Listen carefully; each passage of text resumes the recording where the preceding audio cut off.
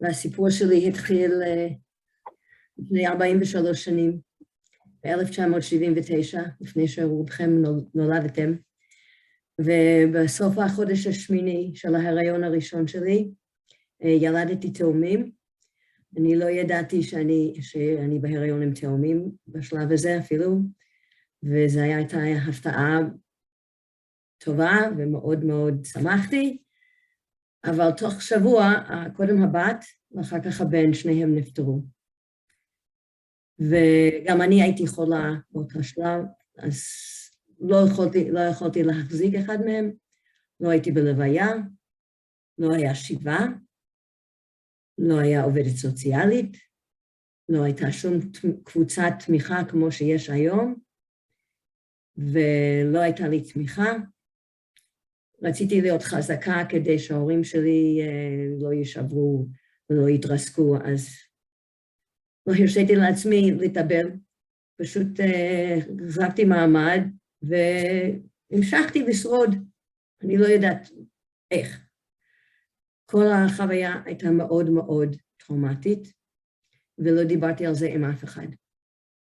לא יכולתי לשמוע שמישהו מדבר על תינוקות או תאומים, חס וחלילה, גם היום המילה תאומים זה קצת טעון בשבילי, וקברתי את כל הנושא, שאני לא רואה את זה, שאף אחד לא ידבר על זה. ברוך השם, אחרי התאומים ילדתי 3 בנים בריאים, אבל עד שהבן הגדול היה בר מצווה, לא שוחחתי על התאומים בכלל, זה היה נושא טאבו. גם החלקה של התאומים בבית הקברות היה בושה רק שורות של אספלט, והתביישתי בנוסף לעצב. סוף סוף, אחרי 20 שנה, ב-1999, הלכנו לחבר קדישא, חיפשנו איפה המקום, ושמנו מצבה שטוחה על הקבר, עם התאריכים שהם נפטרו, שני תאריכים שונים. התחלתי להדליק עוד 2 נרות, בגלל שזה בבית אני יכולה לראות לכם, בליל שבת, ואחרי עוד 2 לקחתי את הבנים שלי לראות את הקבר פעם ראשונה. וזה השיר הראשון שכתבתי אז. Twins. Long ago, I gave birth to twins. I didn't even know what condition I was in. Then out of the blue, a girl and a boy, a double experience of wonder and joy. You can imagine how thrilled we were at the birth of 2 babies, a him and a her. For 3 days, the twins were doing just fine, but then came blackness, like inside a mine. The babies were sick, the doctors did their best, but nothing could help them. In peace, they did rest. I had no way to deal with the pain. I locked up my heart so it wouldn't break again. Many years passed with the memories secluded. 3 healthy sons were born. I deluded myself into trying to forget what had been. The locked door stayed shut, shame and suffering within. Finally, at 13, we told them the facts. You're not the firstborn. It's too late for that. But still, I could not cope with it all. Their graves stayed unmarked up there on the hill.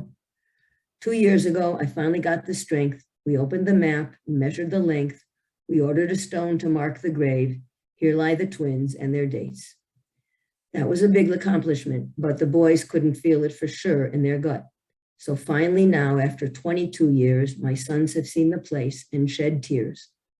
For me, the tragedy of long ago is finally opened or closed, I don't know. The twins will always of me be a part. I'm grateful for making amends in my heart. 3 years later, I had started writing poetry, and, אחרי 3 שנים התחלתי לכתוב שירה, ועוד שיר יצא, אחרי הביקור השנתי, כל שנה בהרצאת הלכתי לבית הקברות,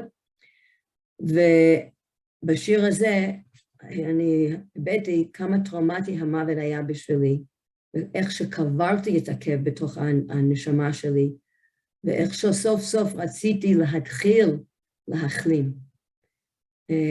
גם עשיתי קצת ריפוי באומנות לעצמי, ויראו לכם ציור שעשיתי בשלב הזה. השיר הזה זה re-owning. יש מושג disowning, זה שמגרשים מישהו במשפחה, ופה היה re-own. אני לקחתי אותו בחזרה, אותם בחזרה. לא, השיר, התמונה השנייה בבקשה.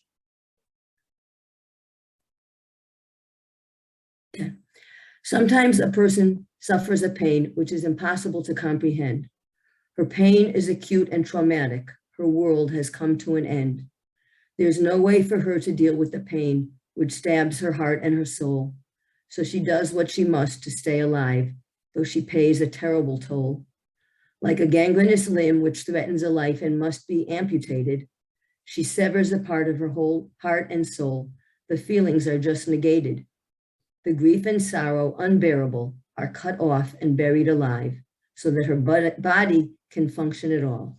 She manages to survive. So in that grave with her tragic loss, she entombs a piece of herself, but she doesn't even realize the truth of what's lost of her soul and her health.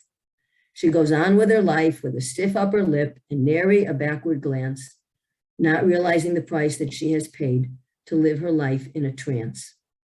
Throughout the years, she may take a peek, but the pain is still so intolerable that she stays away as much as she can. She still is too weak and vulnerable.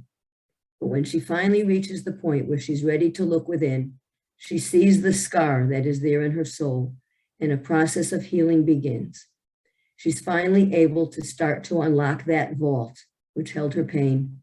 She begins to release the chains on her heart so that growth and health she can gain. She opens the coffin inside her soul so that piece of herself can emerge, and her life source can suture the wound within, and her nurturing can surge. So she grows to the grave in which they lie with a part of herself she disowned, and she shares the truth and reality so her children can be reowned. May God continue to show her the way towards acceptance of things she can't change, with courage to take them back into her heart and reclaim the loss she estranged. אז עברו עוד כמה שנים עד שכתבתי עוד שיר, ובשלב הזה כבר, במקום להגיד הם או הוא והיא או הבת והבן, סוף סוף יכולתי להתייחס אליהם עם שמות, חיה וחיים. וזה עכשיו 2004 כתבתי שיר לכל אחד, וכמו שבתרגיל שיעל ונורי דיברו על לכתוב מכתב, אז אני כתבתי מכתב, הנה שיר שכתבתי, תחיה. Dear Chaya, my darling daughter, it's been another year since you passed away, another year since your unlived life came and went so quickly, like the flame of a match burning so bright, but then poof, extinguished so unexpectedly, almost as if you never were, but you were. My belly bears the scar of proof, almost as if a dream or a nightmare. But no, it was reality, and you were real. Chaya, my darling daughter, I never even had a chance to hold you, to cradle you in my arms, to give you a kiss, to let you suckle my breast. You were so delicate and beautiful. You looked so perfect, 10 fingers and 10 toes. Isn't that every mother's concern? But unknown to us, within your tiny body, a sickness developed, causing your precious body to sicken, to decay, to die. And before I even held you, you were taken from me, back to the creator of the world. Why were you given to me for such a short time? Why were you given to me? Why? Impossible to understand.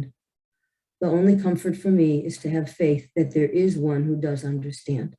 I love you, Ima. טוב, עברו שנים, ולאט לאט ה-PTSD שלי, אפשר להוריד את התמונה עכשיו, בינתיים. בבקשה.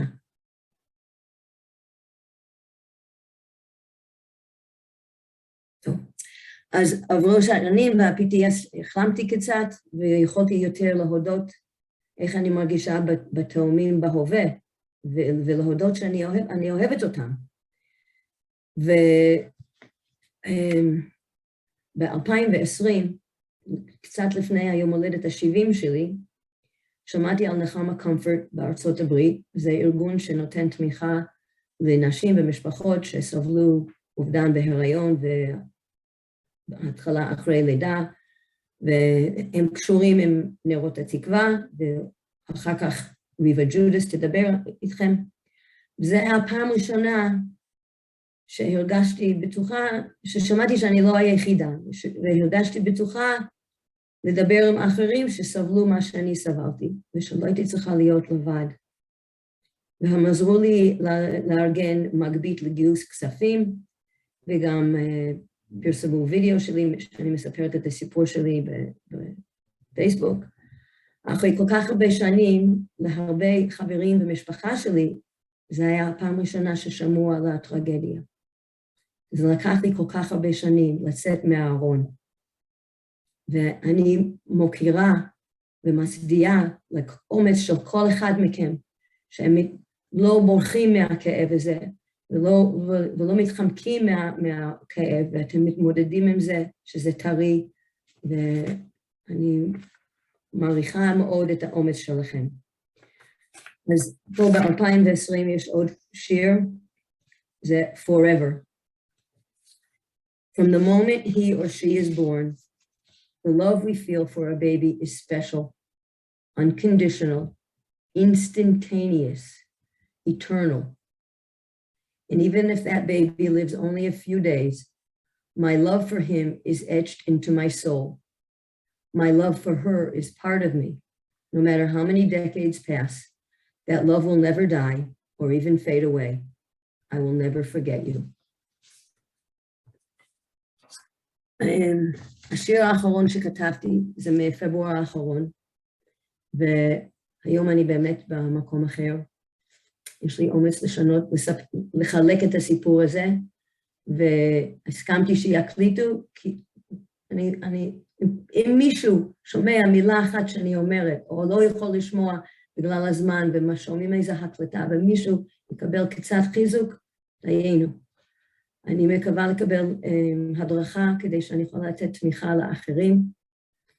וכשהייתי בבית הקברות בפעם האחרונה, דיברתי עם התאומים וסיפרתי להם שעכשיו אני הולכת לעזור לאחרים, והבטחתי להם שאני אעשה תיקון, ולעזור לאחרים שלא יצטרכו להתמודד לבד. באתי הביתה וכתבתי שיר, וזה גשר להחלמה, bridge to healing, וגם ציירתי את הציור שעכשיו אפשר להראות. Dear Chaya and Chaim, my beloved twins, who did not live a full week, who will never grow up, who will remain pure infants forever. Ima is here, dear sweethearts. Another year has gone by since the candles were lit, since the prayers were recited, since the tears were shed for each of you, for both of you. For so many years, I kept you hidden in my soul, a deep, dark secret from myself. Finally, I began to allow myself to touch you, to embrace you, to hold you, to love you. This year, I took another step. I shared you with the world. I told my story of pain and sorrow in the hope that I will touch another aching mother or father and give them the courage to bear her broken heart, to reveal his loss, to feel their loss and not to feel alone. Your lives were but a flicker, yet you will always be part of me. May Hashem give me courage to reach out to others from my broken heart and to build a bridge so that they can share their truth, so that we can share the pain, so that we can find comfort together. תודה שנתתם לי את ההזדמנות הזה לחלוק את המסע שלי איתכם, ולהביע איך שהיצירתיות והשירה והציור היו ממש תרפויטים לי כדי להחלים, ושגם אתם תמצאו את ההחלמה בלב שלכם. עכשיו אפשר לראות את הציור של הגשר להחלמה.